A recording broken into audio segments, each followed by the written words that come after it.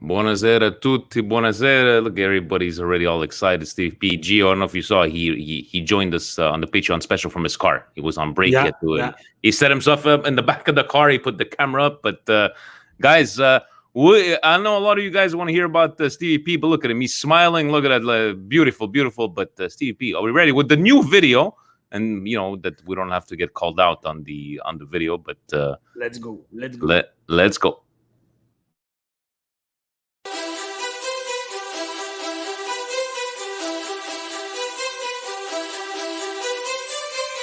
You are listening to the Milan Weekly Podcast, the English voice of Radio Rossonera and Milan fans all over the world.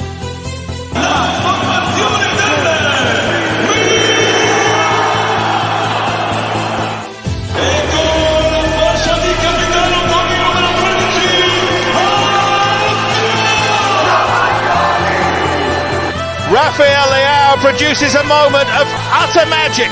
Che sì, ed è gol! Teo Hernandez al gol! Teo Hernandez, ancora lui, una meraviglia! Ibrahimovic! Zlatan Ibrahimovic, fuori classe assoluto!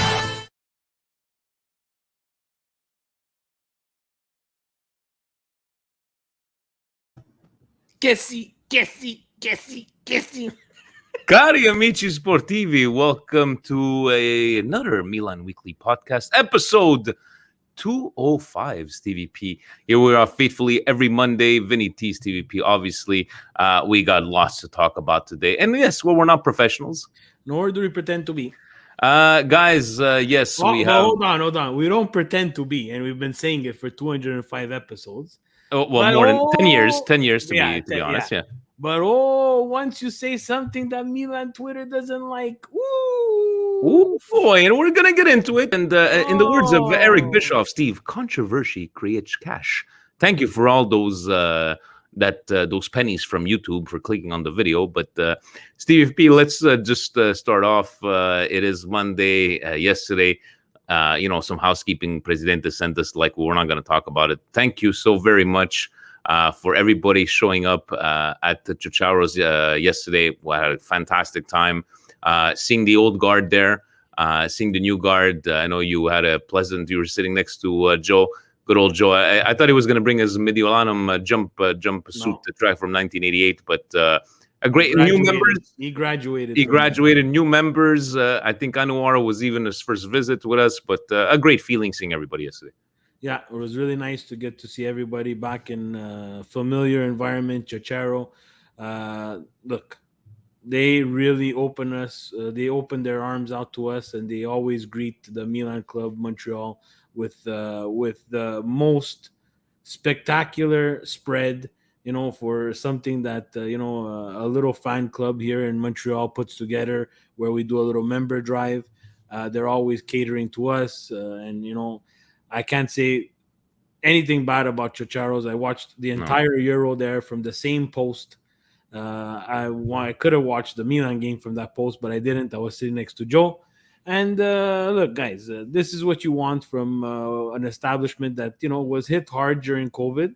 And when Milan Club Montreal can give back, we give back.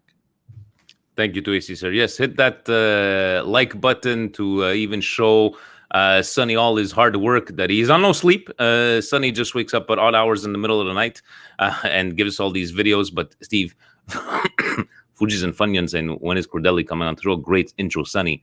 He doesn't know that it was Presidente with his 8-track mixer that put in the Cordelli thing. But we'll leave it to Sonny. To the members, guys, you see, like, for beautiful new scarf that we got yesterday, Milan Club Montreal. We have the Forza Milan in the back. So a great little little gift from for the members, including all these special discounts. Speaking of discounts, thank you to Dairy Queen Peanut for friend Joey and Dominic that provided us with a nice ice cream cake, and it always goes down smooth, huh, Steve? With a nice after grappa, cake, coffee. We mixed everything up yesterday. Yeah, I'm trying to just cut down a bit on the sugar, but I can never say no to a Dairy Queen cake. Yeah, me too. It's one of my favorites. Never was able to get one when I was a young lad. We would always get the traditional Italian cake that had booze inside. So good times. To have one now, and to have them on board supporting Milan Club Montreal, guys, and fellow Milanese. And again, tough times for them. COVID, construction, you name it. Dairy Queen had it, guys. So if you guys could go and help them out and support local Dairy Queen on PNF, those guys deserve it. And to Franco saying any ricotta cannolis they do have. David, will you guys be there every Sunday? I think pre-COVID, other than the 6 a.m. games, which was we were always there. We were 5 guys. We were a big bunch. But I know that I am taking off on vacation, but there will be a big gathering for, we'll have the Lazio game.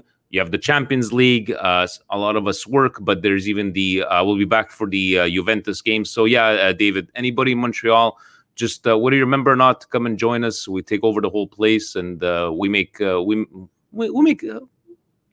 not a mess, Steve, but everybody hears us when we score. And it's important to let everybody know, guys. This is not it's a fan club. Like, we're there as fans, and we don't expect you to come in a suit. There's nothing formal. You sit down. You can choose to talk to us. You could choose not to talk to us, but in the end, guys, we're getting together for the love of Milan. So exactly, and I love like we get all the different types of cultures and backgrounds in Montreal, and I think the best ones, Steve, were those 3 French Québécois that were from. Remember that time? I think they were from Chibougamau or something like that, and ouais, non, je vous ai vu sur Facebook, puis je voulais that's what it's all about, right? So come on down, Chacharos. We will be announcing when we're going to be there next, but yeah, definitely most of the games we shall be there. Again, Steve, to Football TV. Guys, we've been taking a look at Football TV. I know it's very different from the States to us, but being able to record the games, you do have some extra content on there. And the best deal so far is the yearly. But Steve, we decided to go with the quarterly one, $29.99, tax in. Comes down to $10 a month. So if you guys those 3 months that Milan isn't playing, you could cut them off from over there. But Football TV, you can select the Italian audio. So I know a lot of the old timers were not complaining, but guys, it's like my dad. Try to give him an application. It's not, but they can actually. I set him up with the Italian audio, so he was happy as a pig in shit. But to Football TV, so far so good, and probably as the games go on, they should be able to put all the games available, other than the ones that are on TLN. We were able to watch on TLN here in Canada with the Italian audio, but Football TV, baby steps, right, Steve? Baby steps, guys. It does take a lot streaming platform to get things on par and organized, so that they can provide they can provide the best service, right? So I get the slow and steady runs the race. So I'm willing to give them some time, exactly like I did with Tonali. Last year I wanted to give him some time, exactly like I do with Liao. Want to give him some time. So there we go. we're gonna give Fubu some time. We're gonna give him some Fubu So some before time. I answer to this other genius that's commenting here and there, this guy here, the genius who moaned when Donnarumma left. Meanwhile, Mania is a beast. I don't know these stupid names there. I don't know why you just can't write your name for your YouTube channel. It's okay. It's 2 games in, and he's a beast, right? Exactly. No one said he's not good. I like Donnarumma. There's nothing wrong with that. You can't lose a generational goaler for nothing. We lost him for nothing. That's not it. Clean your hands and move on. We reacted well, but we still fucked up on that one. And we're going to talk about the upcoming ones, possibly. We shall see. But Steve, you like to draw heat. You're a heel. Yeah, but we still have some more stuff to do in the housekeeping. I want to thank all the Facebook groups that let me post the Milan Weekly Pod on the different Facebook groups, guys. There's a lot. I'm going to go through a couple. Galaxy of Milan, AC Milan fans in the UK, Rossoneri United, Milan Club Montreal. They have no choice. They have to take us. AC Milan 1899. It's restricted group, but you can join. You answer some skill testing Milan questions. The world of AC Milan. Guys, Montreal Italians, I want to thank you guys because they have nothing to do with soccer, but everything to do with Italy, and let us post. Milan the Great. AC Milan loyalists. AC Milan is my world. AC Milan Rossoneri 360. AC Milan fan group. AC Milan daily. Guys, I would love to name them all. I will continue to name them week in, week out. But I thank you so much, wherever you are in the world, for letting our little podcast post on your really, really great groups that provide some great stuff for everybody around the world. I'm not here to judge, guys, but they provide articles that sometimes I don't catch on Twitter, and it's great feed for anybody who's on Facebook. And thanks also even on Twitter to Milan Post that have been sharing a couple of our Milan videos. Post is my boy. Once I take his questions, Milan Post, we start the fire, Vinny. We start the fire. And speaking on that, I wanted to touch base on before we get into the game. Guys, there's a difference between criticism and abuse. And I'm going to tie this into Samu Castileo, deleting his Twitter account. My boy Stevie P has been a friend of mine for 20 years. He's a big boy. He's got broad shoulders. He could take it on the chin. You don't want to agree, or with Castileo, like somebody had posted that. There's a difference between criticizing and abuse, right? Stevie P, if he was the only guy that trashed Tonali on his performance against Sampdoria, he's allowed. And he actually came out and explained why.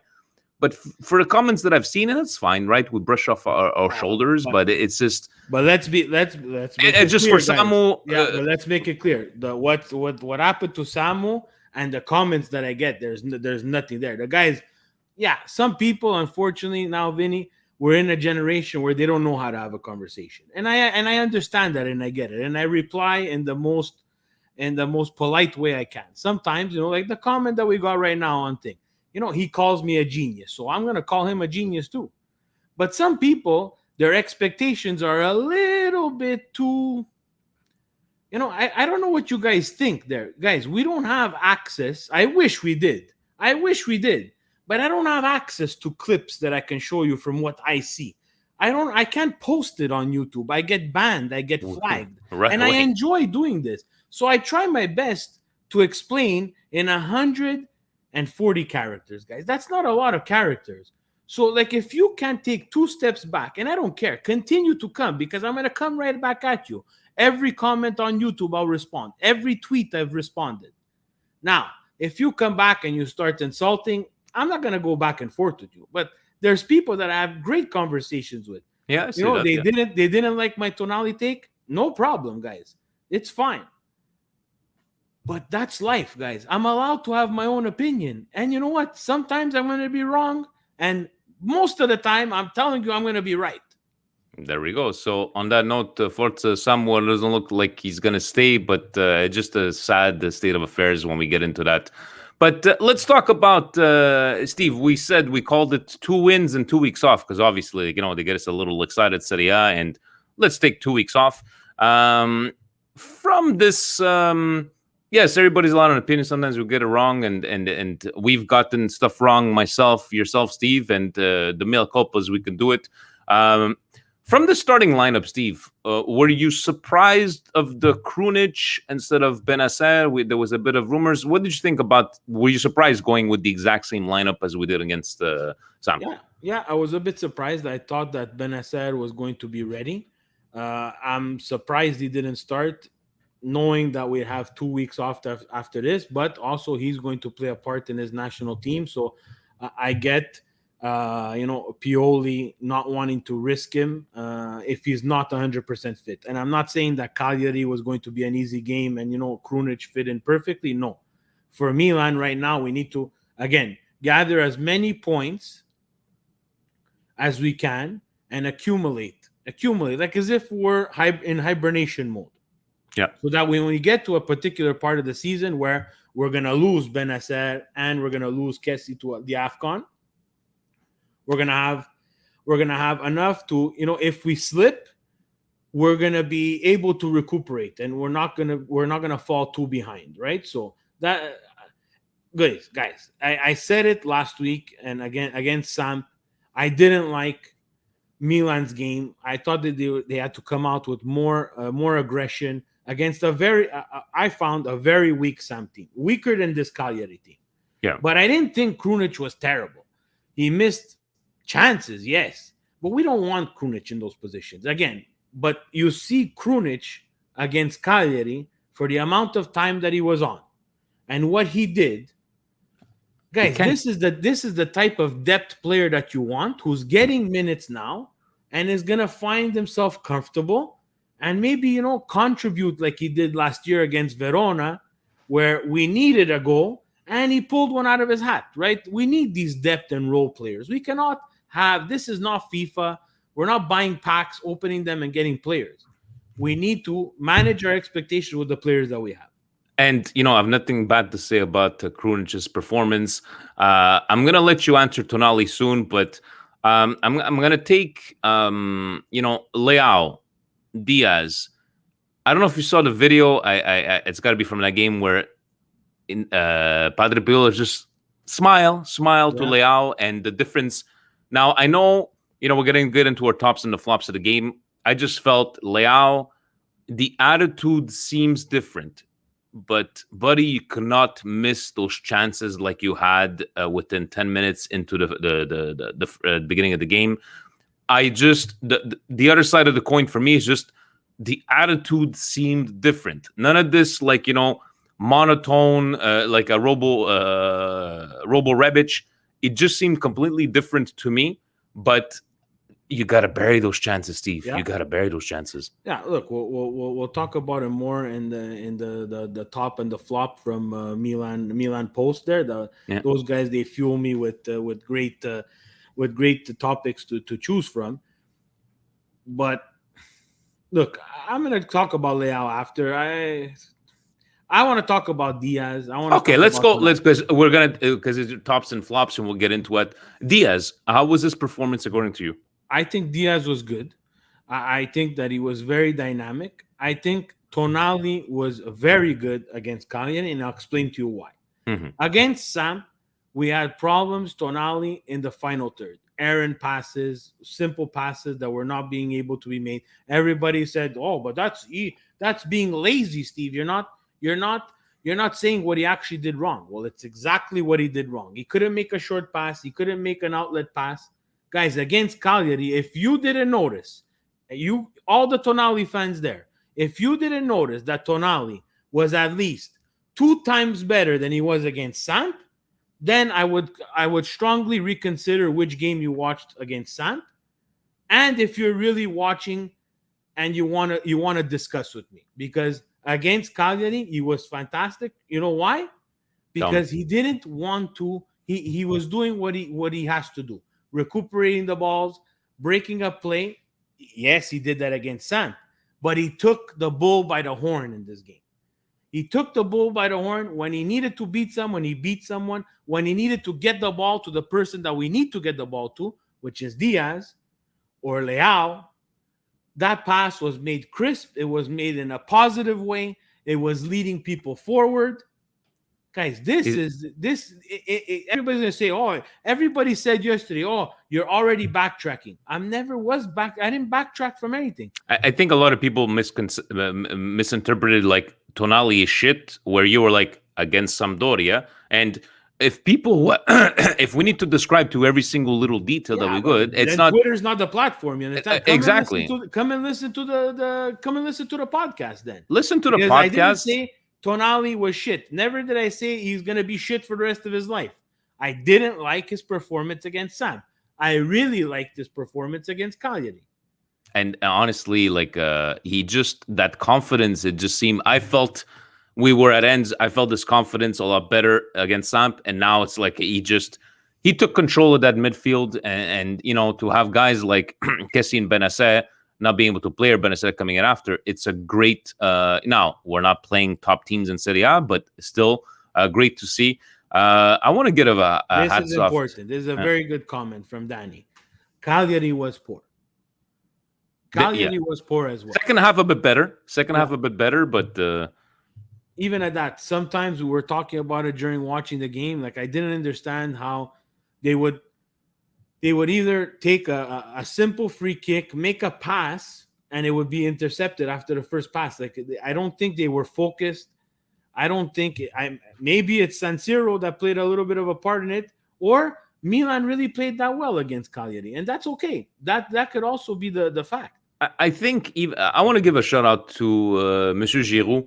I like the fact that Milan did not take their foot off the pedal in the first half after going 1-1. I felt they took their foot off the pedal off the gas, Steve, a bit in the second, but at 4-1, I'm really nitpicking.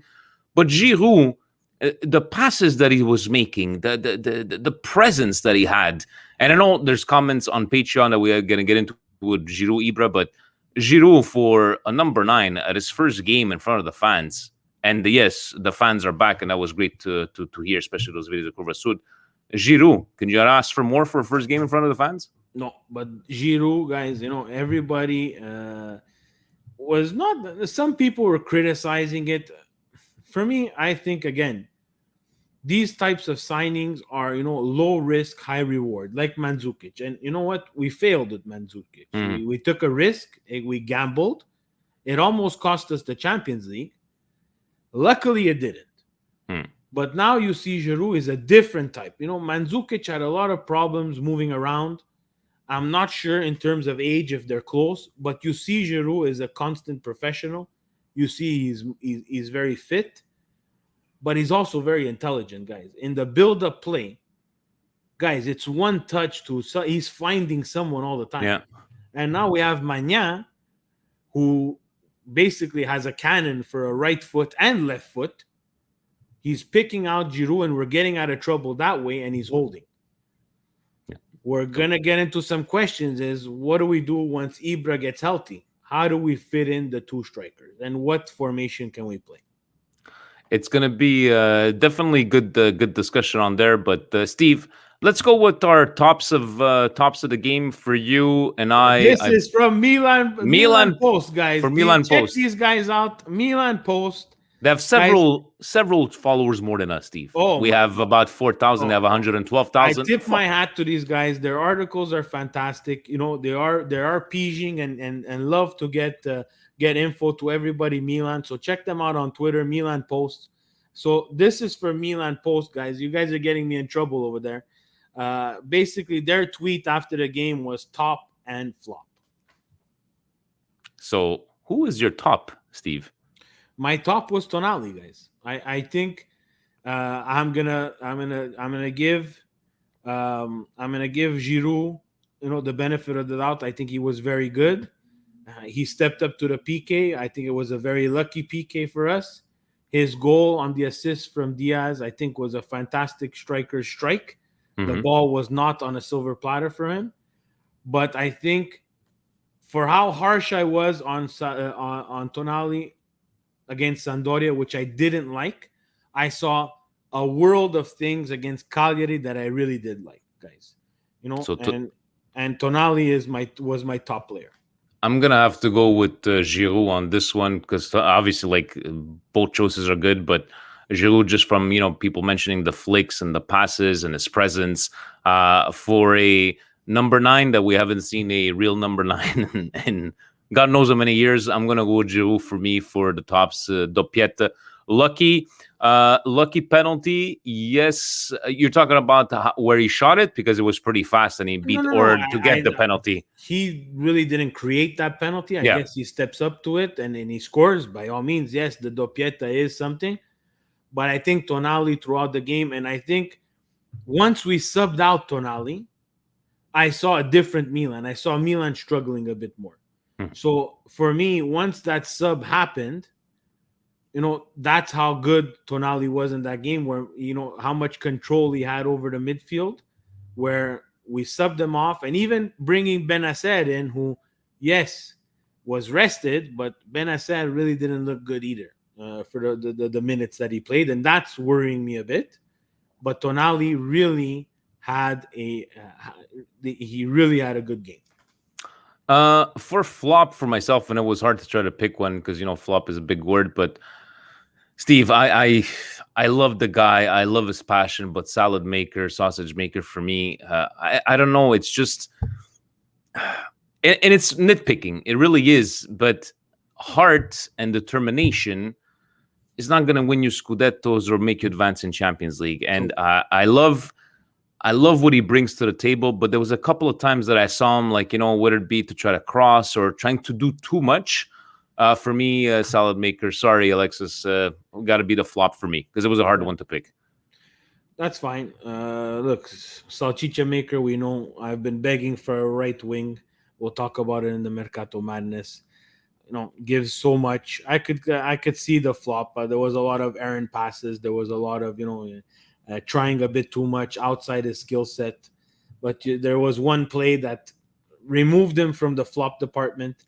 He came in a sliding tackle. I think he started sliding outside the screen of the TV, and he ended up recuperating a ball. I felt bad giving him the flop. For me, my flop, guys, goes to Rafael Leao.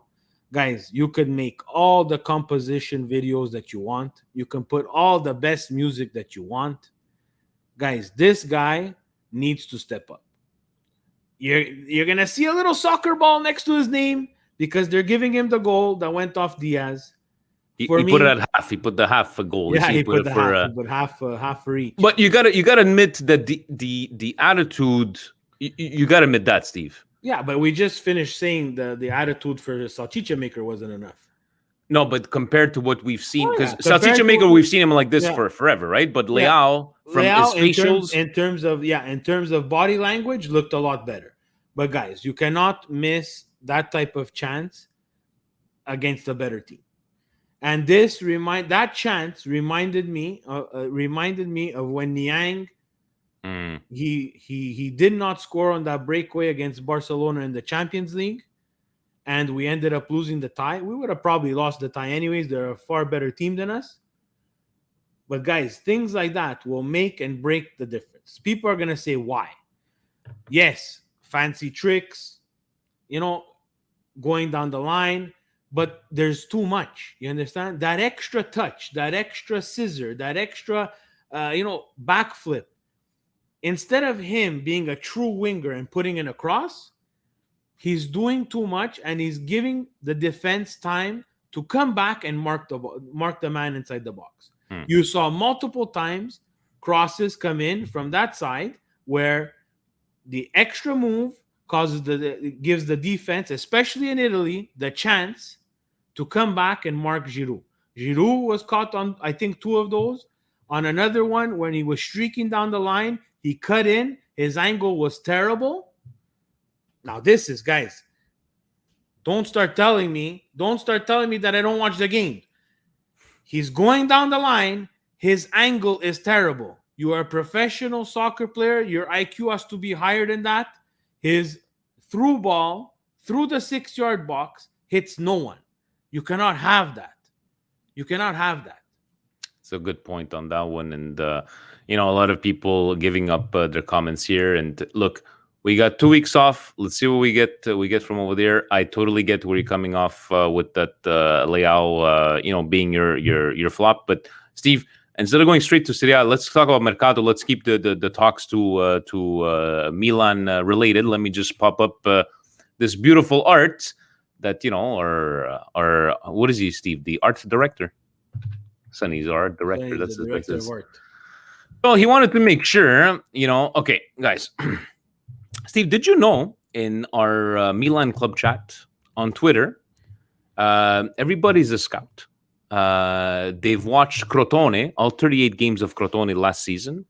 They know a lot more than the guys at head office at Milan. And once again, it's Twitter, it's banter, and people like to talk without getting results. So people want to shit on Messias. He's right over there, Messias in the back. Done deal. $2.4 million loan with the Riscatto. By the way, thanks, shout out guys, to being over 100 live viewers for the last 15 minutes. Thank you for that. What a great story, this guy, Steve, right? Emigrated to Italy when he was 20, was doing delivery, playing soccer on the weekends, started in Serie D, promoted to Serie C, played Serie A, with Crotone, now at Milan. I just have a problem. The Uber driver. I just have a problem with people shitting on Messias we could have spent it. Because, by the way, Steve, did you know that everybody watches the French league and they know that Favre is worth more than 12 millions and they should be getting this guy here? And why can't we just watch him play? Now, because are people expecting a Champions League signing, Steve? Is that what it is? Try to explain it to me, because until I see him play, I ain't judging. It has to be that, and I can get where they come from. I can get where they come from because, tell me it was last year. I'm okay with these types of stuff. I was okay with Salsicha Maker. Let's see what he can do. Now again with Macias, let's see what he can do. But you see the type of mercato that we had, where we took care of the loans that we had last year and we made them permanent, Diaz and so on. I'm not even going to go to the rumors, guys, because in fact, they're all rumors. For me, I sit back and I relax and I watch it, and I love Mercato Madness. I love it.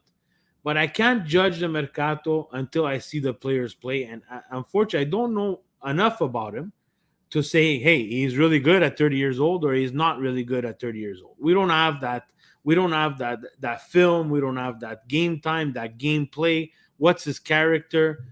But we've always said, Vinny, we said it from last year. And last year, our expectations was to make Champions League. Yeah. Well, now we're in Champions League.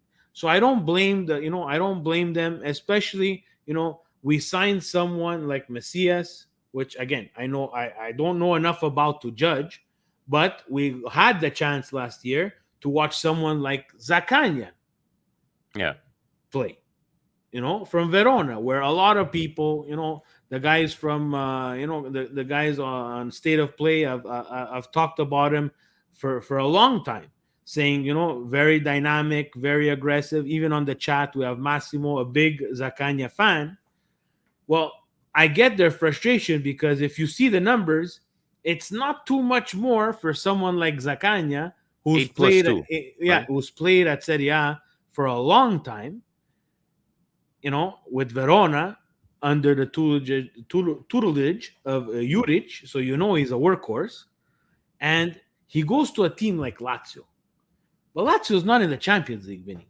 So that causes a lot of frustration. Now, is there something that happened in the background where, the Zaccagna move? Because apparently, I don't know if you guys noticed this, Mercato, but if Milan is interested in Zaccagna, Verona wants 20 million. No, Lazio, you don't say, Steve. You don't say. Lazio and everybody else, Lazio, they were able to do 8+2. If it was going to be Juve, they were going to do a 2-year loan and give me $1 million for the next 10 years. So, you see, when I see that, I don't fault Milan either. And now people are going to say, oh, yeah, but you're sitting in the middle. But Mercato is in the middle. Yeah. Who are we? We picked up Bonaventura at the last day of a Mercato. And he ended up being someone who really played for the shirt. So someone like Macias, if he, even at 30, gives me 2-3 years playing for the shirt, like someone like Bonaventura did, hey, that's a pretty good depth player. And he's going to know his role. Exactly. And look, guys, let's judge after we see them play. And Steve, we're talking about, people see this, and we're going to talk about it with the Patreon question. We're going to go through Serie A after this. But why is very few saying, hey, guys, you want to talk about right wings? How about just change formation? I'm not saying it's as easily said than done, but if Giroud and Ibra, and it's one of the questions there, but people seem to no, we need a right wing, and we need a right wing, we need a right. I'm not debating that, but there's got to be a reason why we're not going after this right wing. And people trying to, believe about the Bernardo Silvas and the James Rodriguez. I don't know, guys. I really don't know. But Milan ain't getting no discounts, right? No. Look at Steve. You shared a couple of stories you sent me over. Sabitzer, Bayern Munich. Yeah. Guys, take a look in the comments. Always great articles. Just put on Google Translate if you can't read Italian. But there's a perfect proof. Thank you for reminding me. Sabitzer, guys. I'll tell you what that is. That's someone who said, "I want to go play for Bayern. I don't want to play for you guys anymore." So now, once he says that, Bayern holds all the cards. Do you think Bayern needs a discount, guys? They're like stapled in the Champions League for the next 20 years. They keep on doing that. Everybody said, "Oh, Juve created this mentality where they pige from the teams in their league to weaken them." No, Bayern Munich invented that. They've been taking. I think this year I saw a tweet, and again, I really apologize for who tweeted it out. I don't remember. But he basically said they took the second place in Bundesliga. They took their coach, they took their center back, and right now they just took whatever Sabitzer plays. Like that's basically Inter not only taking Hakan Çalhanoğlu, taking Tomori, and taking someone else from Milan. Well, it's only normal you're going to end up weakening, right? RB Liechtenstein, RB Liechtensteins, whatever they're called. Guys, they're a manufacturer. They're like an Atalanta. They're going to go find other players. Yeah. But they can never take that next step. They're constantly behind the 8 ball of Bayern Munich. So, I love the Mercato. I know it's frustrating for people. People don't understand it. And I don't even understand it sometimes. But sometimes you have to embrace the madness, guys. This is what it is. This is what Maldini and Massara were able to do. I think it would be stupid to think that, Favre, whatever his name is, from Brest, that they're linked to him and they want to get him and they can't get him for I don't think it's a money thing. I think it's more of a pride and of we're not going to be bullied around. And I think that's important, especially when people are inflating prices every time you come around. Well, look at Caio Jorge, right? What was the reason why we didn't sign me? He wanted $1 million for the mom, a couple of million for the entourage, and Milan. Maldini said no. Look what's happening. He's already hurt and he's not playing. Steve, any other Kessie? We're going to get into it because it's a big Patreon question. Bakayoko, happy that he's back. Look, Bakayoko, guys, I hate the second time around. I don't know if that makes sense for everybody. I liked that time that he came. He surprised me too. He started off bad. He even said it in his video. I'm willing to give him a chance because I think he's someone who really pushed and understood that Milan really wanted him. But again, this is like that Florenzi signing. If Bakayoko is the future replacement of Kessie, I have a problem with that. Well, on that note, Steve, getting Bakayoko for 2 years, Adli signing him, sending him back on loan. What does that say about do you take that as a sign for Kessie resigning? Is it too many midfielders, or it's just a great depth move? We have a lot. We have also today we signed Adil, and we're leaving him at Bordeaux. Yeah. So there's going to be a reason people want to complain. Oh, that 10 million could have went to some. Look, well, that was an interesting signing. Actually, it was something that, you know what? A lot of people tweeting that it was cheap, that we got him on the cheap. From his quality, I don't know the guy. I've never seen him play. So I watch a little bit of Ligue 1. I can't tell you that I watch a lot. They're always playing PSG. They're not going to really pretty much show you anybody else besides some Lyon and some Marseille. But it's an interesting card where, you know, I think they negotiated a cheaper deal. But one of the things was you need to leave him with us another year. And I don't mind that, right? I don't mind that, because this is the type of signing that kind of reminds me like Hoj, where we took him right away after that Europa League game. And I think he just never really got to where we thought he was going to go. Mind you, Hoj now playing in the Bundesliga, he's playing at right wing. And he has 2 goals. So that's something that I'm a little bit pissed off about. Yeah. Because we've been looking for a right wing. We had this promising young kid. And I think we spoke about it a couple of times and said, like, let's give him a chance on the right wing. And I've said that of Leao as well. When Rebic plays, and Rebic is fully fit, and Rebic is in the game, he's very hard to knock off that starting 11. But we have another slot on the right-hand side. Now, changing position for the player every time, we talked about this too. I don't think it's the best thing. But I think he would be able to learn a bit more on the right, where he wouldn't have to do that extra move to whip in across because he's right-footed. He wants to play on the left like every other right-footer because they want to cut in and they want to shoot. And, you know, guys, it's fine to say, oh, look, he's playing on the right wing. He scored. It is 2 games. I cannot believe that Padre Pioli never tried in training a Hoj on the right wing. Or maybe the whole plan of signing him, Steve, is that they saw that the value, we're going to pick him up.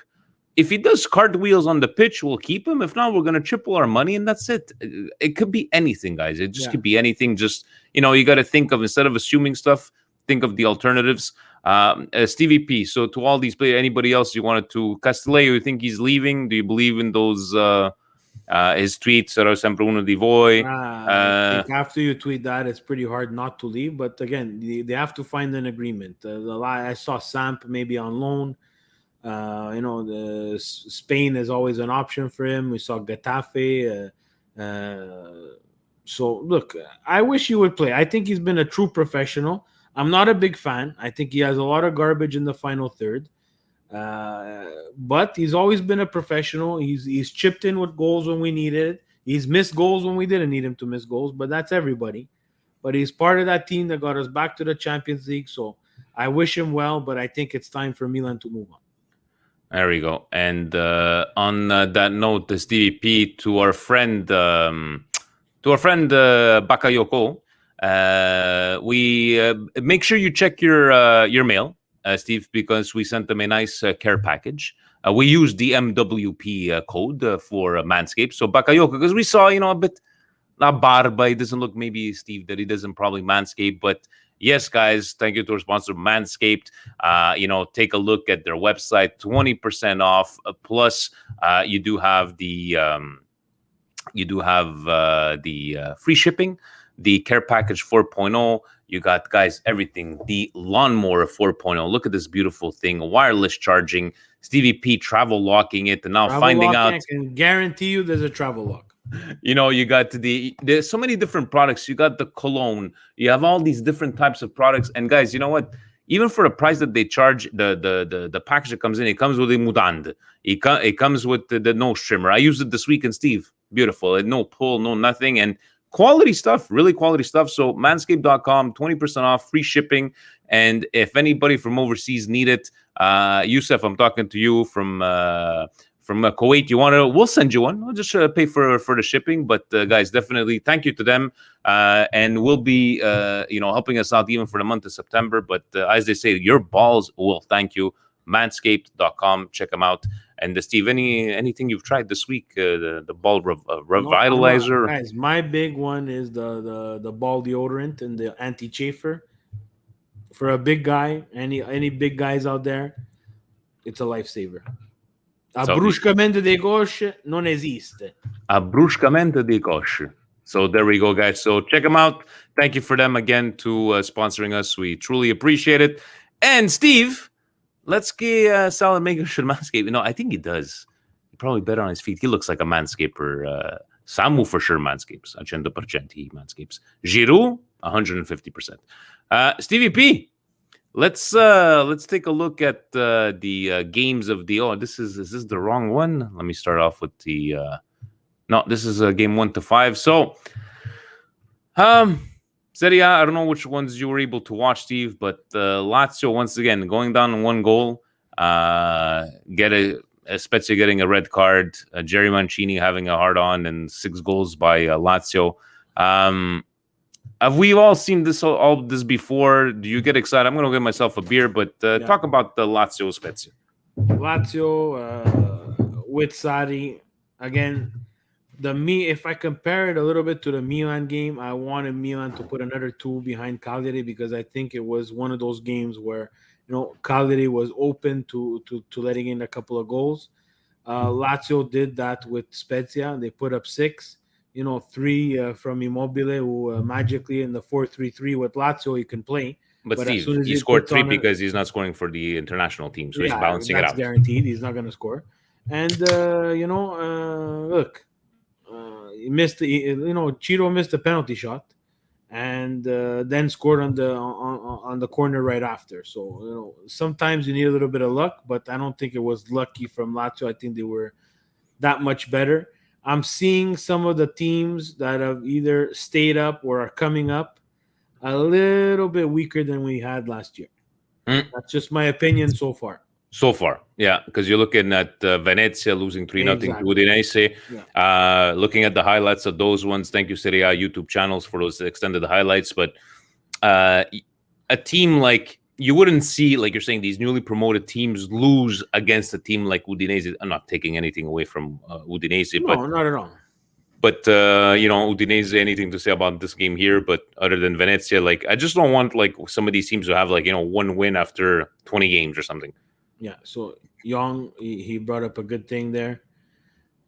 Smacking Cagliari 6-1 would have sent a good message.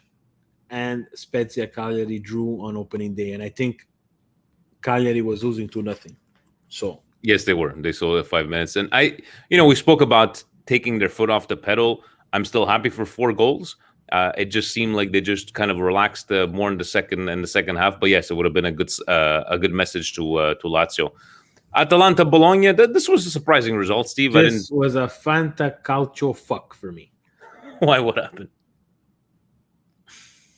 I have Ilicic in my fantacalcio. Selfishly, I took Ilicic because I thought he was going to be our right winger this year. But look, Muriel getting hurt for Atalanta, that's going to be a problem. Both their strikers are gone. I don't know. I don't know exactly for how long Muriel is out. So I was just very surprised. This was one of those games I was keeping on checking. I was checking my phone to see how much Atalanta was going to be winning. But Mihailovic, I think, he has Gasparini's number. He's pissed him off a couple of times. I think last year too they fought. That was hilarious. And this year, very early, he makes Atalanta drop points, right? And drop points at home. You would have, if you would have seen this game 4-0, you wouldn't have been surprised to see. No, I wouldn't have been surprised. I would have liked to have Ilicic with 2-3 goals. It would have helped me in my Fantacalcio, which I'm also 0-2 on, and I'm really pissed off. Frank saying if Italy wants Ciro Immobile to score, then Mancini needs to give him the powered blue kit Italy wore when they played in 2009 in the Confederation Cup. It seems to Lazio kit. And I saw you and Jerry had a little. You didn't like your comments about you posted a Walmart shirt and it was exactly like the Lazio kit. Jerry has to understand that Lazio is the ugliest shirt in Serie A. It's terrible. I like that second It one that looks- we talked about a couple of weeks ago. It has the blue lines, and it's good. No, not even a choice. Minestra riscaldata. That's all they know how to do. Fiorentina Torino. Fiorentina coming up with the win, but nothing to write home. You're supposed to be beating teams like Torino. Rocco Commisso hasn't spoken out of turn yet, Steve. It's only week 2, but No, only week 2. But Fiorentina has been having a very interesting mercato. I think today, if I'm not mistaken, and again, please don't go crazy. It's just something that I saw before I got on. There was something in the Milan club chat and also on Twitter that maybe Fiorentina has signed Orsolini. So that will be a very interesting pickup for them. keeping Vlahovic. Vlahovic, and getting the guy from the Bundesliga. I forget his name. Shit. I'm sure you would pronounce it perfectly fine. Nico Gonzalez. There you go. Yes, there we go. Thank Nico you. Gonzalez. Thank you, 3K. He looks really dynamic too. But it's Fiorentina, guys. I would love to understand what's going to go wrong this year. Because, Andrea pointing out Lucas Torreira as well, coming back from pitiful Arsenal. Arsenal is like the graveyard for at least I feel Serie bad A for soccer Arsenal players. fans. Oh, I feel no bad for Arsenal. No, because they Absolutely. probably shat on us when we were in the shits there. But yeah, Arsenal is anyways. I feel no bad for Arsenal at all. And they don't feel bad for us. I don't feel bad for them. Too bad. But what's gonna go wrong at Fiorentina to make them screw up this season? So interesting. Torino is in shambles, guys. Juric took over this team, and I really thought that he was gonna be able to mold them. But I think Torino's just that bad. Belotti hasn't signed. No, nothing. Belotti hasn't signed, and he got hurt again. So he ain't going anywhere. But going from Belotti was worth what, 100 million, maybe 3-4 years ago. Yeah. Now it's an opportunity, though. I think it would still be an opportunity for a team, especially like Milan making a transition. I think that I would love to see him at Milan just because, again, Torino's a tough place to play, guys. And Belotti, Steve, if you get him, you got to go play with a 4-3-1-2. Have those two strikers, right? He's gonna need two. He's gonna need two strikers. He's gonna need someone to help him out up there. But again, Torino and Belotti, I don't know, guys. It doesn't look good for Torino this year. The Snakes win 3-1 against Verona. I don't know if you watched a bit of the game there. I think it was tied up until a certain point, and then they just. I don't know, Steve. A lot of people talking about why a lot of people dismissing Inter for another Scudetto run. I get their arguments. I was talking with Marco, the Interista, Mikey from Chacharos, and I said, I think mostly because you did not improve your team if you look at it on paper. But so far from what we've seen, and guys, by the way, could anybody tell? Did Çalhanoğlu had a five-star match? How come nobody's talking about Çalhanoğlu? The real Hakan showed up against Verona, and I had some Inter fans really tell me that fast. He went from like an 8 to a 5. I said yes, that fast. But let's make it clear from episode 2, we knew losing Lukaku was going to be a problem for Inter. I have to tip my hat again. Beppe Marotta, guys. They did a fantastic job. He fixed the club with 3 moves, man. He changed the mentality of the club again with 3 moves. After losing Hakimi and losing Lukaku, sliding in some guys underneath the radar. Correa from Lazio. That's again picking from within the league. It's a fantastic move. And bringing him back to Inzaghi, where he's had success with that coach, so he's not coming into an unfamiliar team, so to say. I think he's done a great job, and I'm not writing them off. And I think Milan Twitter should hold back on the disrespect to Inter until we face them in the derby. And I'm willing, and I really want both teams, both Milan and Inter, at least in the first time we meet, everybody healthy. Let's go. Let's see what they could do. To the other half of the results, this one, Steve, you know, Empoli, Juventus, Ronaldo. We didn't talk about it because we haven't seen. C'è il malo di pancia. Everybody said he was going to City. He ended up at United. But you know where I thought, Steve, that this game was not going to go Juventus' way? With that great run from Chiesa and just missing that goal. I'm like, what are the soccer gods got in play here? Yeah, Kudos to Empoli. You have to make it clear though. He didn't miss. Empoli's keeper made 2 big saves on both those runs. You should be safe. You should be scoring. If you're Federico Chiesa, you should be scoring that I run. get it, but the keeper. How many times has it happened to Milan where the keeper stands on his head That's and true. the result doesn't go your way? There's more to that than just those. Are people worried for no reason? I'm like, we were talking yesterday, like No, they're gonna I get would back be on worried. track. I You would be worried, yeah, as a Yeah. Juventino. Yeah, I would be worried just because I didn't like what Allegri did with McKennie. I was very shocked at Dybala. I found that he really wasn't involved in the play. And again, I think Juventus's midfield needs some help. Now, talking to all the Juventini throughout these years, and of course, getting so much hatred for, but I told them, I said, I have nothing against, and I had nothing against Bonucci, Chiellini, and Barzagli. They are great defenders. But your job is so much easier when your midfield is great and the keeper behind you stops everything. This year, in 2 games, we've seen the keeper behind them make completely a mess of everything and made their defense look out of sorts. And against Empoli, we saw their midfield lay a big fat egg. They sucked. And Empoli looked world class. Empoli looked like Spezia from last year against Milan. Yeah. But apparently, reading up on Empoli, this is their trademark. They will not park the bus. They will go at you. And for them, at a certain point, I don't blame them. Juve, game 2 in the Campionato. Let me go for it. Let me try to get these 3 points because in reality, everybody behind me may not win that game against Juve. So it's like a 6-pointer for me. So I don't blame them for going for it. I think they were smart. I want to give a special shout out to Cutrone. I think he was very good holding up the ball against Juve's juggernaut of humongous defense and the best defense in the world.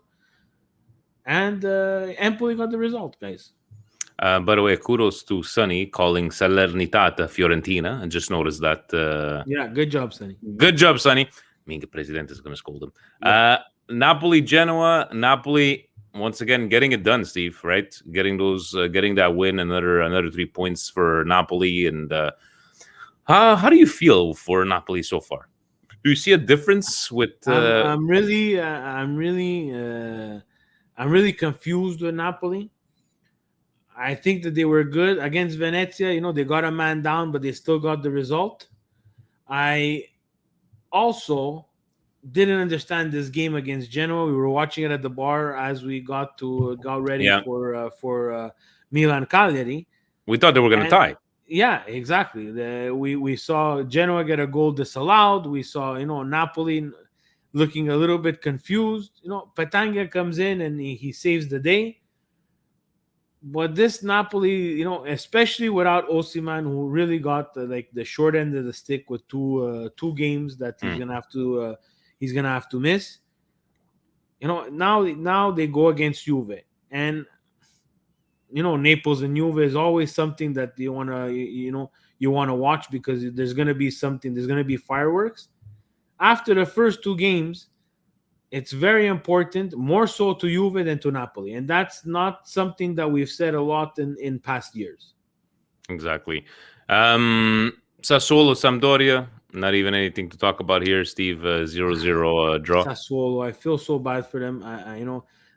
In terms of the players that stayed. Locatelli forced his way out. I think Berardi's hurt. It looks like they're going to lose Boga. If I'm not mistaken, Atalanta, I believe. I saw rumors of Atalanta, and that would be a fantastic pickup. That's another example of why people get frustrated, and these are the type of ones that they frustrate me, because a player like Boga, man, I would like him on my team. He's been around, Steve. Yeah. Like for a quality player, he's been around. And Yeah, he's a byproduct of the Chelsea academy, but Chelsea owns almost everybody, so it's no surprise that Chelsea owned him. Went to Sassuolo, played well last year. He struggled a bit with COVID, and I think that screwed him up a bit. But this year, I think they're gonna. If Atalanta gets him, I think that's gonna be a really interesting signing for them, and I would like to see him in this 3-5-2 of Atalanta. But those are the jealous moves. I get jealous about those moves. I'm jealous of Sassuolo. I would not be. I would be lying if I said I was not jealous. And look, again, then what happens to Berardi? Berardi stays there on an island by himself. There's Caputo, Scaramacca. He's gonna stay there too. Mimmo deve parlare calabrese, Mimmo. Venite dal Milan che ti facciamo un bello a posizione su starting 11. But hopefully let's keep our fingers crossed. But it's all about dreaming. Steve, one team making some noise, not a lot of people talking about. Tammy Abraham, scoring his first goal.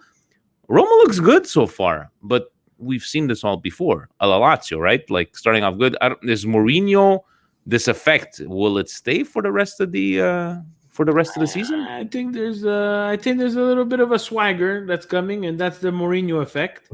The question with Roma is how long does that swagger last? Unfortunately, with Mourinho, I don't know if it's going to happen again in Serie A, but where we've seen him in his other ventures throughout, lastly at Tottenham, and Manchester United, Chelsea. At a certain point, it runs its course. The swagger runs its course. Yeah. And something happens. Right now, after 2 weeks, I'm not ashamed to say it, and the Romanisti fans are going to be happy.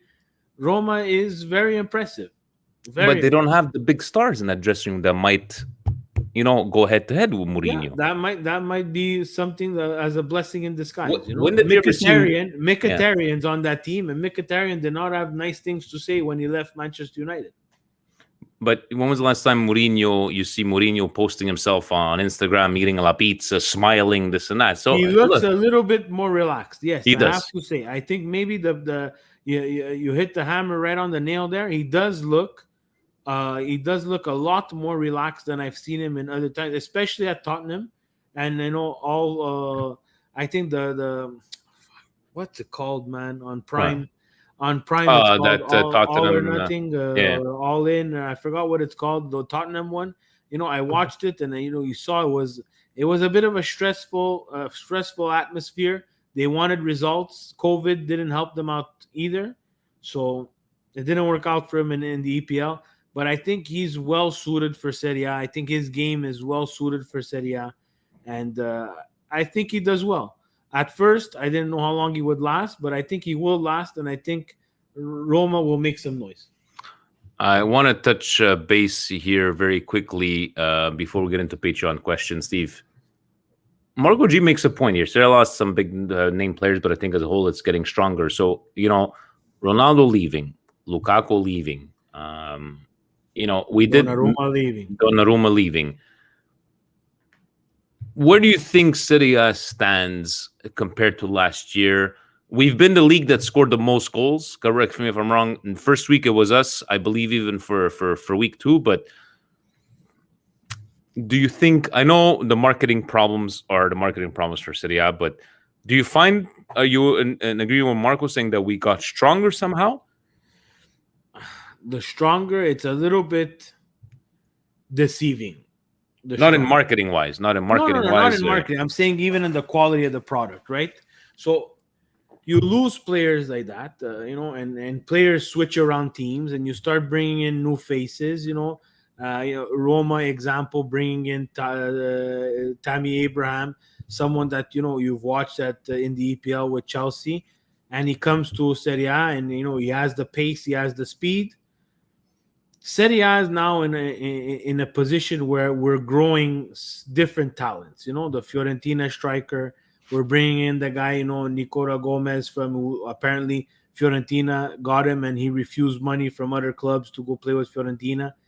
It's becoming that stepping stone. What frustrates me is not the product on the field, because I am not ashamed, and I will say it.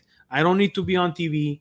I'm happy with the subscribers here that everybody continues that message. Serie A is the best league in the world.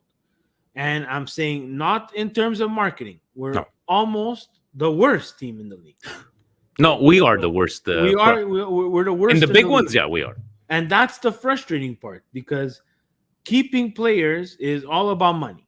And to generate money, you got to make good business deals off the field. It's not the players' fault that Serie A can't sign, can't sign regular or very expensive TV deals. It's not their fault. So the players, they're going to go for money. And at a certain point, these players, your lifespan in a soccer career is so long. They want to get paid. Let's not look at Ronaldo. Let's not look at Ronaldo. Ronaldo, it's a different story. Ronaldo wasn't going to retire at Juventus, Steve. He was never going to retire at Juventus. He came, they tried. Paid. Yeah, he's gotten paid. The only thing, Steve, is 5 days before it closes. I think that was a bit shitty on his part. And talking to my Juve friends, and maybe he's watching, Mr. Bernardi, my friend or neighbor, that's the only thing. Now, did it happen? Was there a saga? Was there something that was going on behind the scenes where he said he wanted to leave? But Nedved said he's going to stay. Eyebrows said he was going to stay. Allegri came and said he was going to stay. So I don't think he said, I want to leave, and they were going to say, hey, he's going to stay. Yeah. But then him coming out and saying, hey, maybe I shouldn't start against Udine. Well, that screws us up a bit. And then you say, you know what? I don't want to play for Juve anymore. 5 days before, well, you put them in a really shitty spot. But the experiment, Fuji's and Funyuns, for Juventus fans, I'm going to break your heart or tell you the honest truth, because that's what I do. The Ronaldo experiment failed.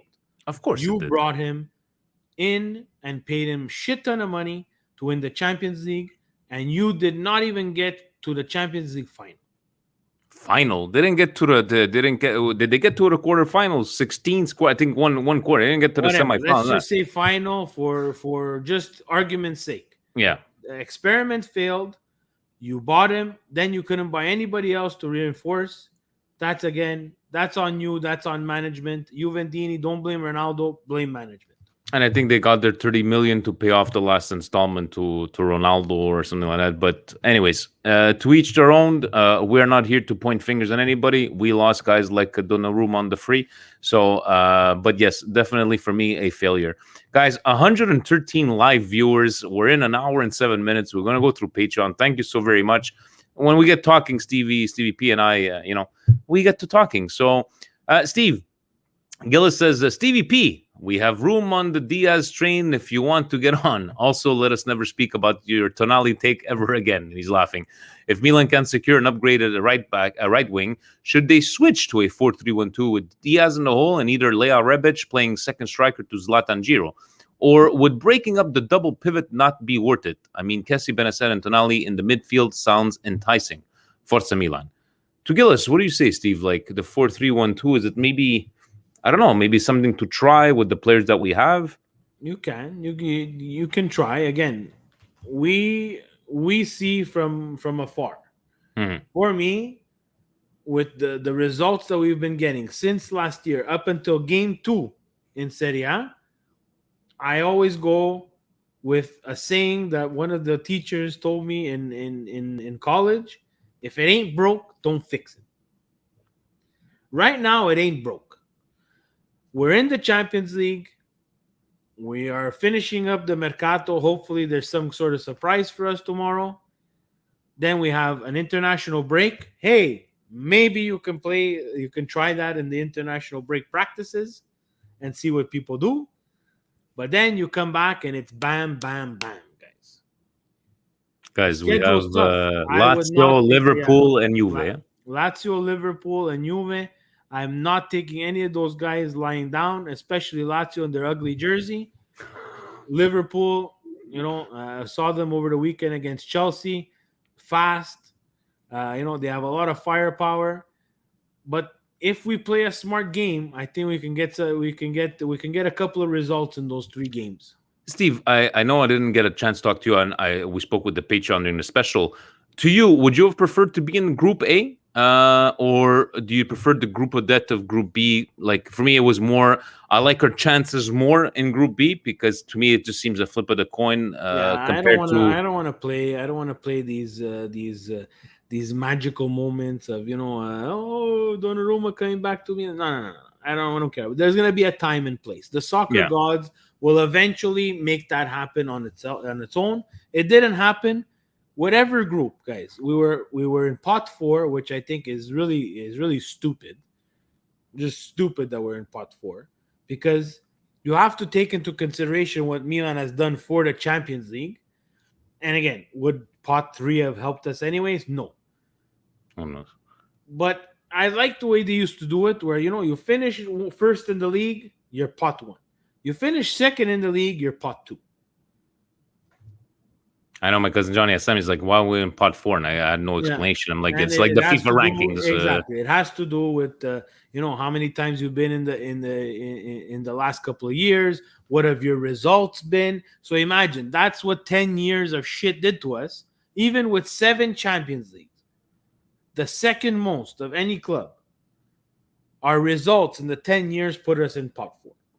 So, but bring them on, long right? Story Steve? short, I want to get out of the group. My goal is to get out of the group. It's a tough group where it's no one's. I saw people Porto eliminated Juve last year. That's right. So this is hard games after hard games, and this is where we need the depth. And what people are now frustrated about with the Mercato is that the quality of depth that we're trying to get is not to people's standards, and I get it because these guys are not that Champions League, in my opinion. So far, bring them on, as we say. David saying, "Good evening, Vinny and Steve. With Giroud's amazing performance, are you guys worried that maybe replacing him with Zlatan once he's recovered would dampen his momentum, or do you think he and Zlatan will be able to mesh well together? And if we go with 2 strikers, who do you think would be sacrificed and be forced to start on the bench?"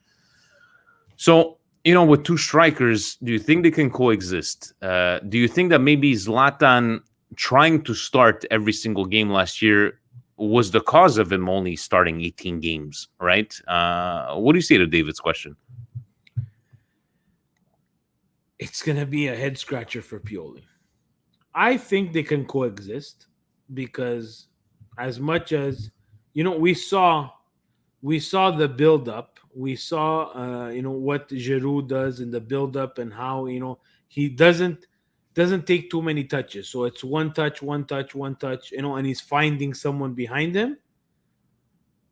Him doing that, can Ibra be fit enough, which I think he's fit enough, but maybe not for 36 games, feed off that. He's the one now that's taking all this, the beating, if you want to put it in quotations, and giving and let's say laying it off to Diaz, and Diaz now having a choice to find Ibra or back again to Giroud. So it's double options. I think they can. You will have to go to a 4-4-2. And hey, surprise, guys, Leao sits on the bench. Leao will not be able to play. And Steve, we just spoke about in 2 weeks, Lazio, Liverpool, Juve. This is a good problem to have.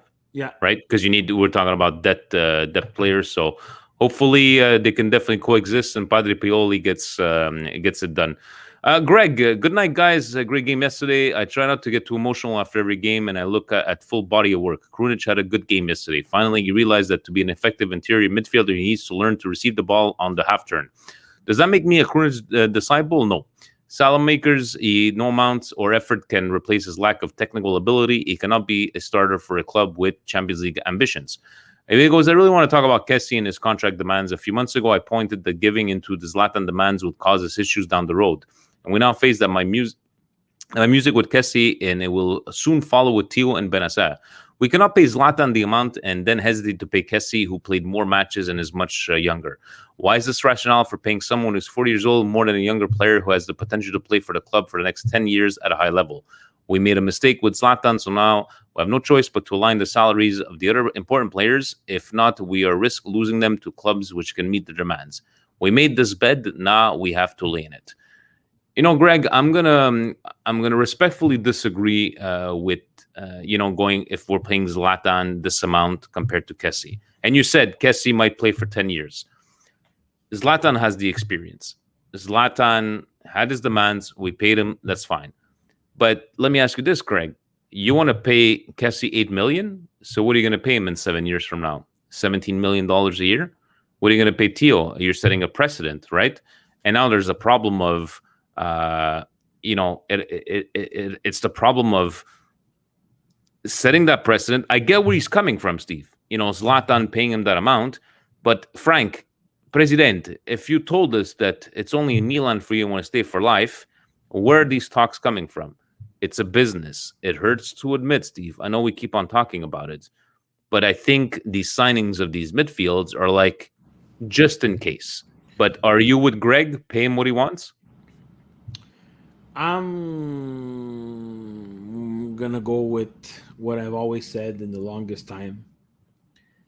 The precedent is not set by us. The precedent is set by the PSGs, the Manchester Cities, the Liverpools, the Aston Villas, the West Hams, who can easily, without blinking an eye, shell out $8 million for a year. That's the problem. And the problem is, again, from Serie A.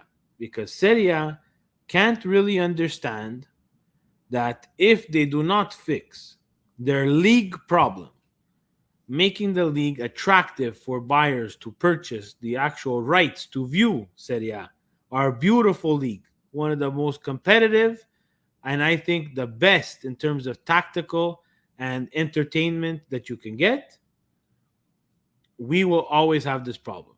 It so happens, again, it's because it's 2 in a row now at Milan. But unfortunately, I don't know how the other ones do it. Atalanta does a masterful job of doing that. Look at someone like Lazio. Ciro Immobile scored 36 goals and he took a hometown discount.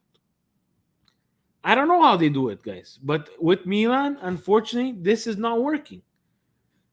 With Juve, they don't have those players anymore. The Pogba was going to be a problem. The Pjanic was going to be a problem. Those guys left too. Yes, they sold them, but they left too. But the salary demands, Ronaldo's salary was more than all of Crotone put together. And it caused a problem because now Dybala wants $10 million a year. But 10 million and 8 million, Vinny, when you look at people in the English Premier League who have a tenth of the ability of Dybala and are making 10 million, hey, Grealish got signed for $100 million. Jack Grealish. Yeah, but what is his salary? I'm not saying he's who knows what his salary is. It's guaranteed more than 10 million. But I cannot see us paying, Marco saying, your offensively challenged defensive midfielder cannot be one of your highest paid players. And I got to agree with that. We said the same thing about the goaler.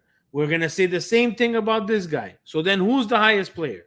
Who's the highest paid player? Who are we going to pay? So what's your limit for Kessie? What, guys, correct? Tell me There's no right answer, Vinny. You guys, I don't know how you can't. Steve, what is he making? 2.5 right now, I believe. So what? You're ready to give him $8 million a year? If we don't, someone will. So then don't cry when he leaves after. I'm not crying. No, sell him. Sell him. The and league, get some money. Milan does not generate enough money from Serie A or from Champions League to be able to afford the prices that the EPL, PSG, Bayern Munich can pay for that type of player. It's a lose-lose. If you don't fix the league, this will be a problem. Yeah. Someone is going to be willing to pay. Tottenham will pay Frank Kessie $10 million a year. Because if he goes there, my opinion, if you want to send this to your Tottenham Hotspur fans, will be the best midfielder that they have. And still not win a Premiership. Hands down. And still won't win the Premiership. But they'll finish 7th and they'll make more money than the champions of Serie A. That's a problem. That's very well said. Yeah. When the team that gets relegated in the EPL is close to the amount of money that the champion of Serie A makes, guys, I'm saying close because I don't know the exact numbers, but they're close. If it's not 1, 2, 3, let's say they make as much as the 4th place, we have a serious problem in Serie A, and the guys need to start opening up their imagination to try to get a little bit more money in the door. I love it. I love our conversation about it. Thank you, Greg. To Ryan, good evening, guys, and what a fantastic win. Steve, I typically have agreed with you on the criticism you have made towards Leon Tonali. I thought there were way too much hype over them without enough consistent performances. That being said, I think I'm starting to see a maturity in both of them, and I'm excited to see them more this season. I mean, Leao was even hustling off the ball during the game. What would you need to see from them to change your mind on their performances? I love how I'm running Patreon, but you're one that getting all the questions. What would you need to see, Steve? Tonali, it's consistency. Samp, my opinion, bad game. Cagliari, again, my opinion, a complete different game than he had against Samp. Again, two opponents that, let's say, weak. I don't want to be disrespectful, but weaker. Yeah. Had a great game against Cagliari. And I'm not just saying that because he scored the goals. It's the other things that he did off the ball, on the ball, defensively, and the confidence and the swagger that he showed for 60 minutes. Build on that. Continue. I need a couple of games like that. Leao, I told you what I need, guys. I don't care about the scissors. I don't care about the tricks. I don't care about anything. You're going to play as a winger, learn how to play as a winger. Learn your angles, learn when a cross should be put in, learn when a cross, when maybe you should look back. He scores that goal, guys. Yes, he makes the right decision. I don't think that ball's going on net. I honestly don't. In the end, we're going to remember him for that missed opportunity at the beginning. And the missed opportunity, and again, I don't want to pick on the missed opportunity, but those are the difference between 3 points and 1 point or no points against a better team. So, and, he wants to take on people down the line. I think he's doing too much. I think if he just uses his pace, it's more than enough. No need with the scissors. I don't want to see standing up at midfield when it's 3-4-1, making 6 or 7 passes in between 2 people. You're kind of showing off the opponent there. I didn't like that. And you guys go back in the game, and I don't know who he's doing it with. I think it was with Diaz. They're both standing up at midfield, and they're making 6 or 7 or 8 to 10 passes in between each other. Guys, we're not Barcelona of 2010. We're nowhere close. Leao, you're nowhere close to Messi. Think about it. Think about how you earn respect in this league. Because people are going to come after you. And you saw, he got fouled a lot. You got to take it. You got to take it. But he was smiling. But a couple of times he got up, and it's okay. But you got to learn how to take it, because look at Diaz. He's been getting fouled a lot, and it looks like it doesn't faze him. So that's someone that Leao should look after. Greg saying, and it is Greg from Patreon, if I'm mistaken, Grealish making 13 million a year, 250,000 pounds per week. Yeah, so going to your argument, somebody's ready to pay. It's not our problem, right? We can't pay. Jack Grealish, okay, obviously, 2 different players. Yeah.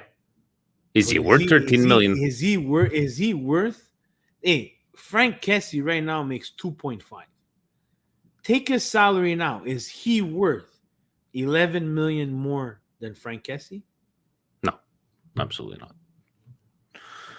Paulie saying, good evening, Vinny and Steve. Are you guys worried about the lack of movement in the Mercato for the right wing? I think it's clear Salad Maker is not Champions League ready against the Liverpool of this world. How confident are you both that Maldini will pull a rabbit out of the hat and deliver Stevie P his first Mr. X since the Berlusconi era? Maybe we need to borrow PSG's financial accountant to slide a player over the financial fair play line. Forza Milan.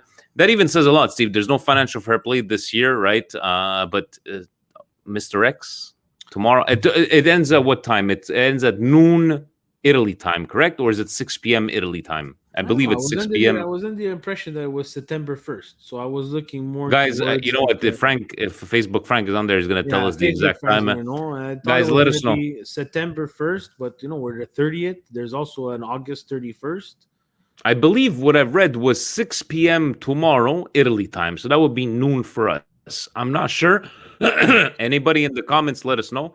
But Steve, Mr. X? I don't know if Mr. X is coming.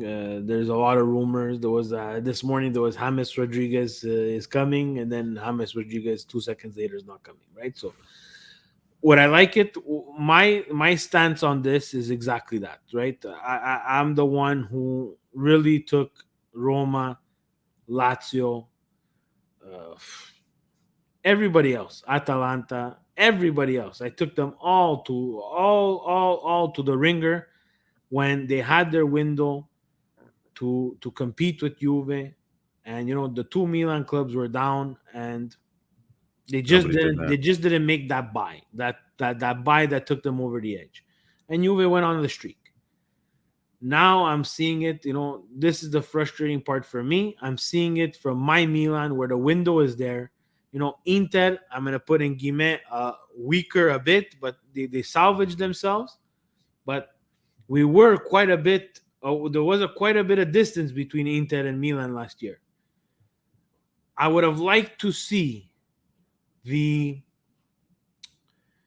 would have liked to see that signing that, either puts us closer or makes us a real statement that says, you know what, Milan's back for Champions League and Serie A. We're looking for both of them.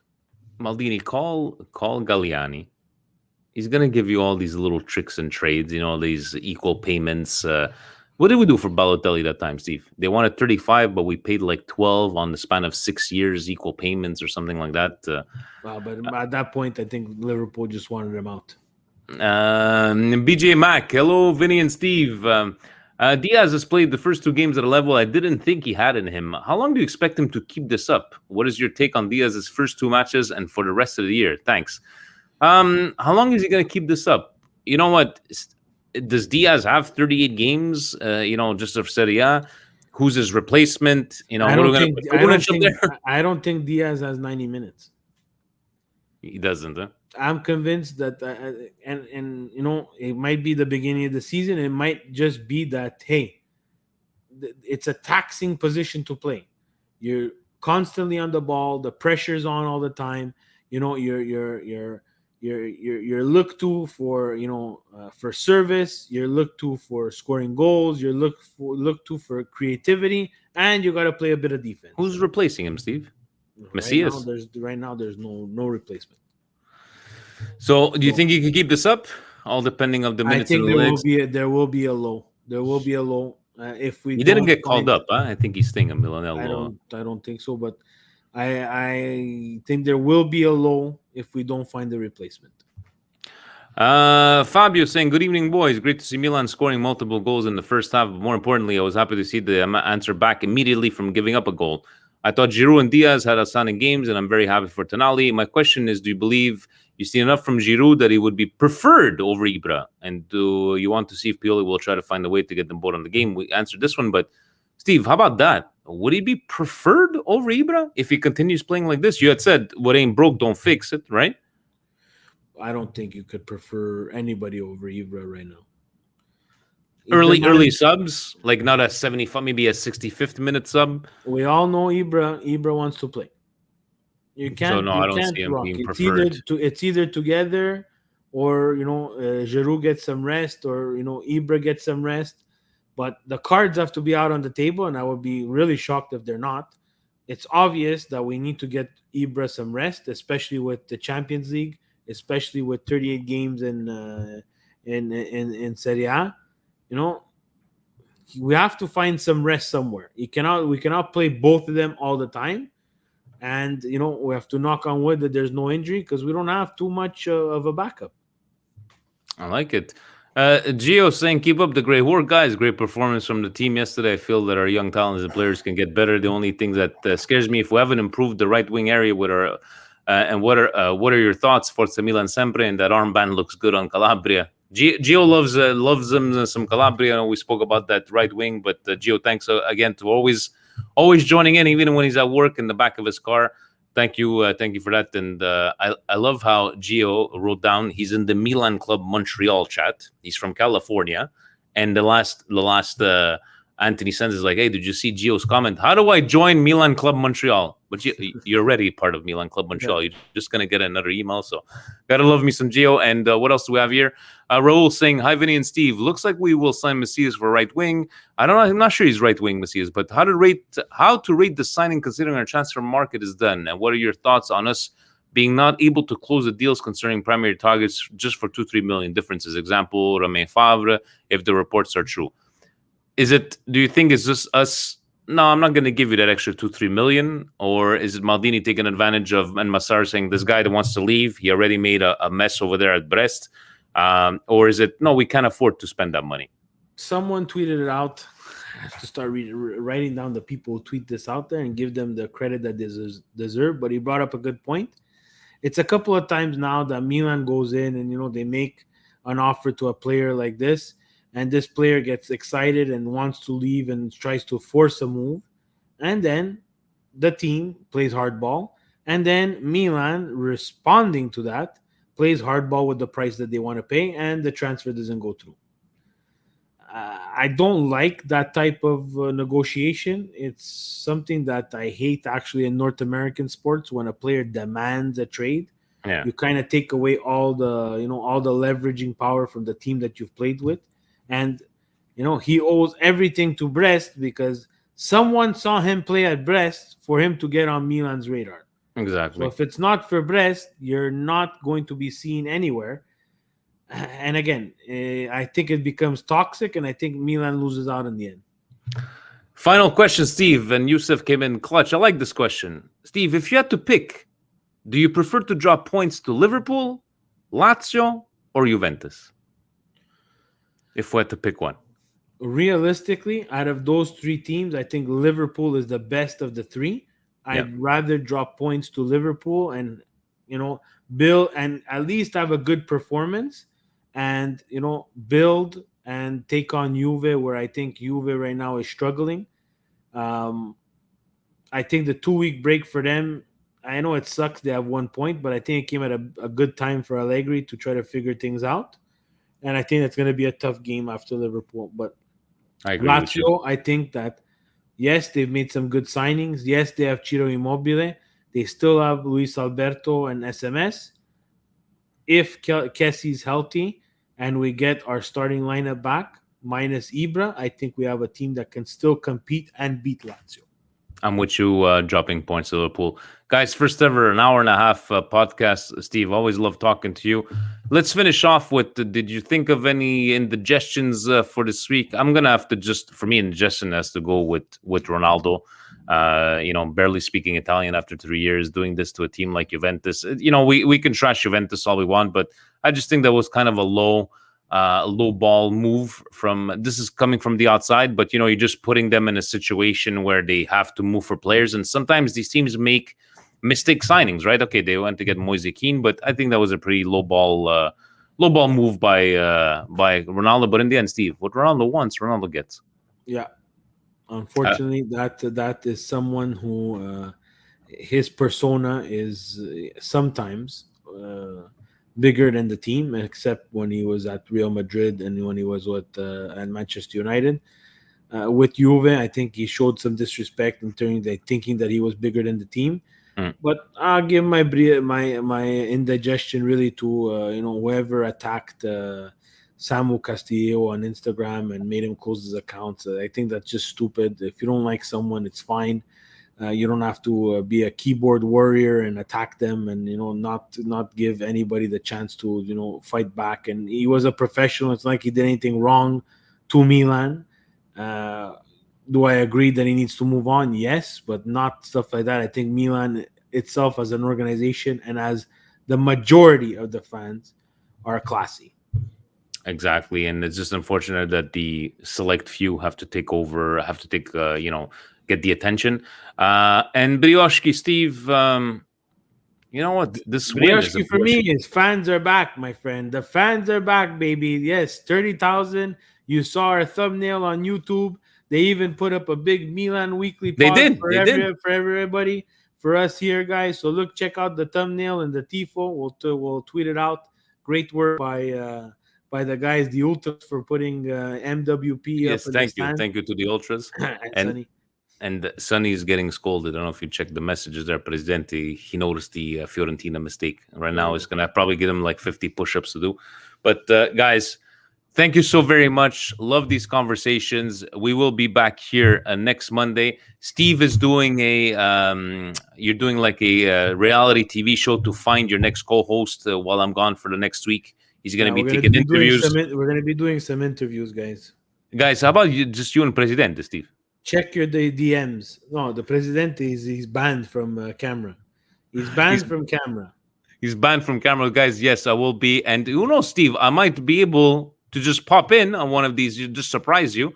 But I did double check. There will be the Champions League games and the Lazio game, and Forza Milan always. Any closing statements, guys? Thank you so very much. I can't believe over 100 live viewers, still an hour and a half in. Yeah, you guys are awesome. Guys. Milan Post, thank you very much for posting our stuff. We appreciate it. Going from everybody commenting every single time. Can't wait. The closing off. Can't wait till Milan Post posts my reaction to Leao and his garbage performance this weekend against Cagliari.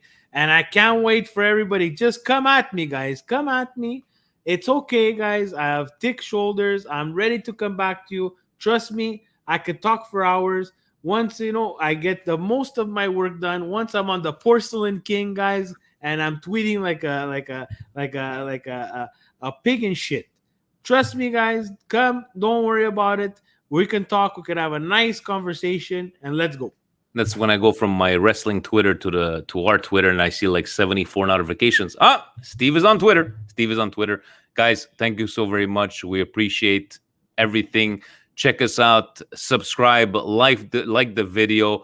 And by the way, guys, we always forget to mention, we actually do have an audio podcast. Like you could go to Apple Music, you go to Spotify, you go to Google Podcasts, and Fuji's fun. We need to figure out who this guy is. Yeah, he's the best. We need to figure out. Let us know.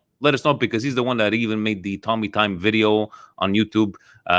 Presidente is the behind the scenes. Yes, he is. But thank you to Presidente for his corporate credit card that we paid for everybody at the Milan club. Bottle of grappa on Presidente's credit card. Thank you, Presidente. Thank you to all the members. Stevie P, final words. Let's get going because it's been a long one. Yeah, guys, thank you again. Crazy support, 100 live viewers. I see little thumbs up and little hearts. Love you all. Forza Milan. Let's go. Let's go to this international break and let's go. Ovunque sempre. Forza Milan. Ciao, guys.